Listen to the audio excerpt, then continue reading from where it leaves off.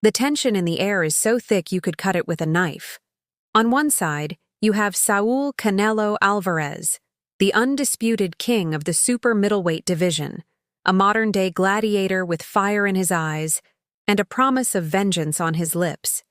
His every word is a declaration of war, a vow to reclaim his honor and rewrite a painful chapter in his storied career. He's training like a man possessed, pushing his body to its absolute limits, fueled by the memory of a defeat that still stings. He tells the world, "This time will be different. This time, I will not be denied."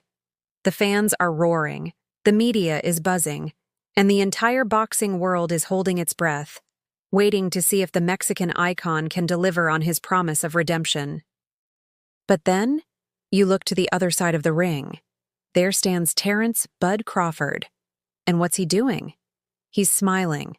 Not a nervous smile, not an arrogant smirk, but a calm, knowing smile that sends a chill down your spine. While Canelo promises hellfire and brimstone, Crawford just leans back, exuding an aura of pure, unadulterated confidence. "Nothing's changed," he says, his voice steady and low. "I'll end him again." And in that simple statement, you see the terrifying truth of the situation. This isn't just a fight for Crawford, it's a foregone conclusion.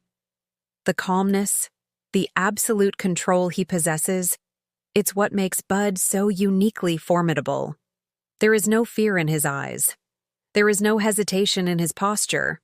There's just the quiet, unshakable confidence of a master craftsman who has already dissected his opponent, piece by piece. He's already broken Canelo once before, not just physically, but mentally. Let's rewind and understand how we got here. The first fight was supposed to be a showcase for Canelo, another jewel in his already glittering crown. He was the bigger man, the harder puncher, the pay-per-view star.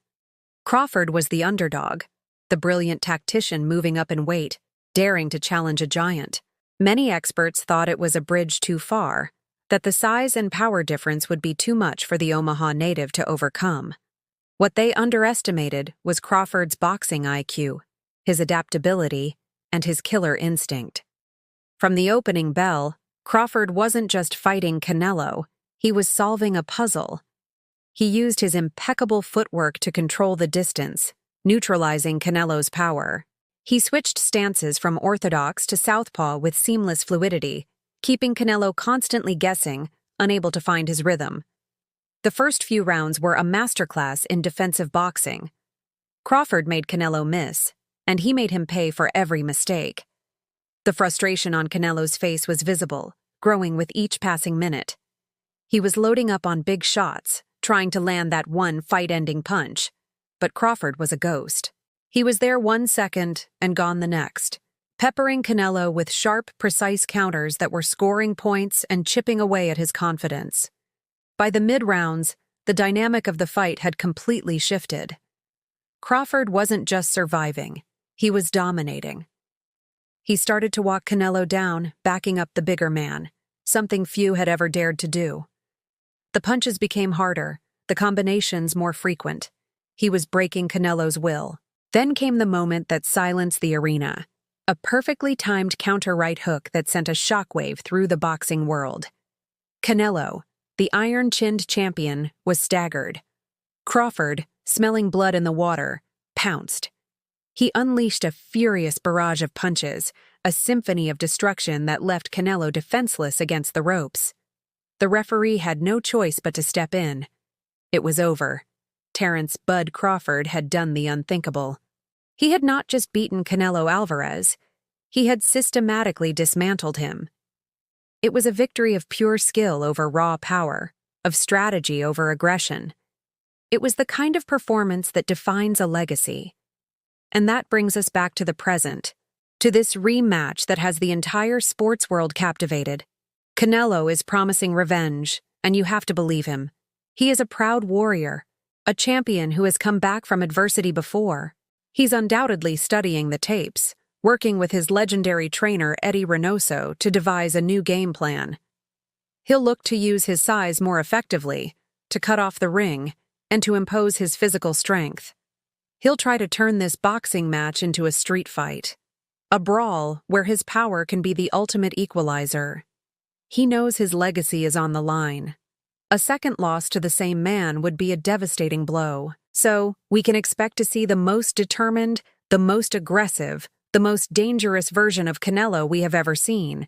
But then, you look back at Crawford, and that smile.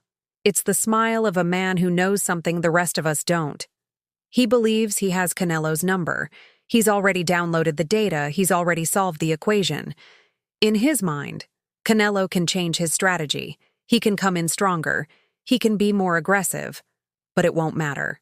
Because Crawford believes he is fundamentally the better boxer. He's faster, his ring IQ is higher, and his ability to adapt mid-fight is second to none. He's not just preparing for one version of Canelo, he's prepared for any version. He's ready for a brawl, he's ready for a chess match, he's ready for whatever Canelo brings, because he's confident that he will have an answer for it. This is what makes this rematch so compelling. It's not just a fight. It's a psychological war. It's a clash of two diametrically opposed mindsets. Canelo's fiery determination against Crawford's icy calm. The hunter versus the matador. The powerhouse versus the technician. Can Canelo's burning desire for revenge be enough to overcome the psychological edge that Crawford now holds?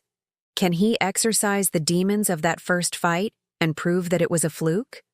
Or will Crawford prove once again that he is on a different level, that he is the pound-for-pound best in the world, and that some mountains are just too high to climb, even for a legend like Canelo? The first fight was about skill. This fight is about will. It's about heart, grit, and the ability to stare into the face of your conqueror and not flinch. Crawford's confidence is his greatest weapon. He's already living rent-free in Canelo's head. Every time Canelo trains, he's thinking about Crawford. Every time he spars, he's seeing Crawford in front of him. Meanwhile, Crawford is just smiling. He's relaxed, he's focused, and he's ready to do it all over again. He's not just fighting an opponent, he's fighting a memory, a ghost he's already created.